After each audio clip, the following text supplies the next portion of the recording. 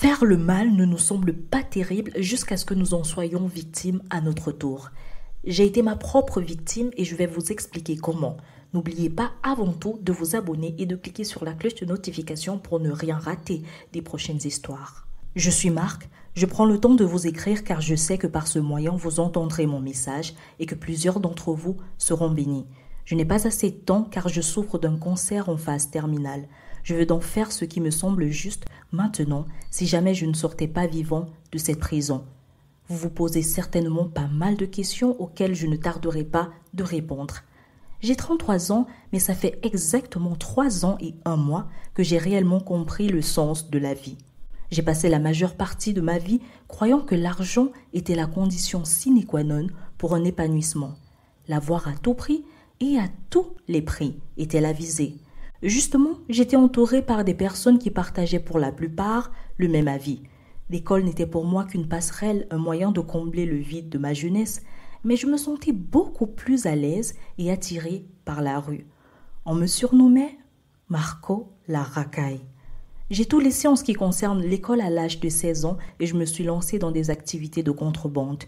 Où étaient mes parents ? Ma mère était présente à chaque fois. Elle me répétait sans cesse qu'il y a bien plus dans la vie que l'argent.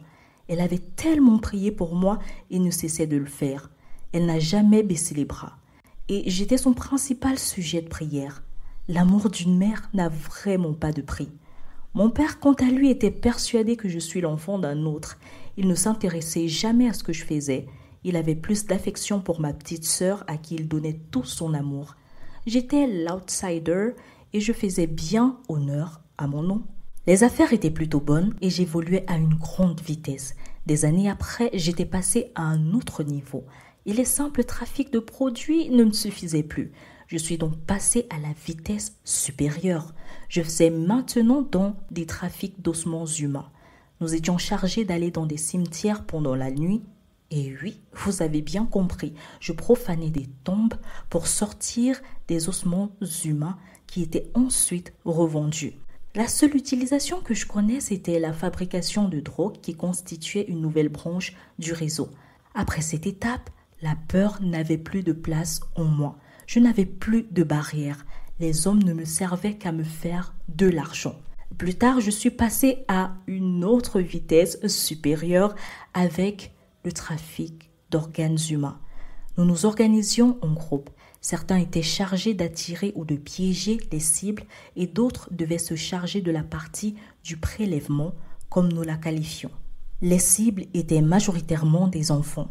Nous débarquions avec des taxis devant des établissements scolaires, des lycées et même des universités. La cible était alors transportée et étouffée à l'arrière par une étoffe imbibée de produits. Une fois sur les lieux, elle était décapitée. Presque toutes les parties étaient utilisées puisque nous avons une clientèle assez diversifiée. À l'âge de 30 ans, j'étais déjà assez ancien dans le système et j'avais amassé une fortune considérable. Je tenais désormais mon propre réseau et j'avais plusieurs personnes qui travaillaient à mon compte. J'ai initié tellement de personnes au fil des années. Elles étaient toutes désespérées à sortir de la misère pour certaines. D'autres, par contre, avaient juste soif de richesse rapide sans trop d'efforts. Les choses se passaient normalement, nous n'avions jamais de soucis avec la police, au contraire, elle était pour la plupart de mèche avec nous. Cependant, la raison principale de cette liberté était que nous procédions à des blindages et des initiations sataniques. Nul ne peut survivre dans ce milieu sans y passer, c'était bien connu. J'étais donc au toit du monde, je ne comptais plus l'argent que je dépensais. Seulement je ne pouvais en faire profiter ma mère. Elle ne voulait rien avoir à faire avec moi car, disait-elle, je préfère mourir plutôt que de consommer du sang. Mon père, quant à lui, avait essayé en vain de retisser les liens entre nous. Je m'étais par la suite mariée à la plus belle femme de cette terre. Au début, c'était pour combler ma solitude, mais par la suite, j'étais tombé follement amoureux d'elle. Nous avons eu un garçon, mon héritier. Ensuite, ma femme n'avait plus conçu malgré nos nombreuses tentatives. Je chérissais mon petit Marc Junior comme le diamant le plus précieux. Il était ma fierté. Un soir du 21 juin, tout bascula. J'étais dans mon bureau et je reçus un coup de fil d'un de mes hommes qui me disait qu'une chose terrible était arrivée et que je devais venir sur le champ. Lorsque je me rendis sur le lieu indiqué, j'étais loin de m'attendre à ce que je vis. Sur le sol, là, était couché mon fils, la gorge tranchée. J'eus l'impression que mon cœur s'était arrêté quelques minutes. Les larmes remplirent mes yeux. Je pris mon fils dans mes bras en écoutant les explications selon lesquelles une nouvelle recrue avait pris Marc Junior comme cible à la sortie de l'école. Il ne savait pas qu'il était mon fils.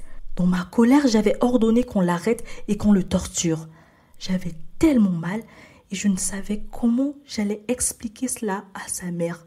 Comment allais-je expliquer que son fils, notre unique fils, avait été égorgé comme une simple chèvre? Comment allais-je pouvoir vivre sans mon trésor? Je n'avais qu'une seule envie, tuer de mes propres mains ce crétin.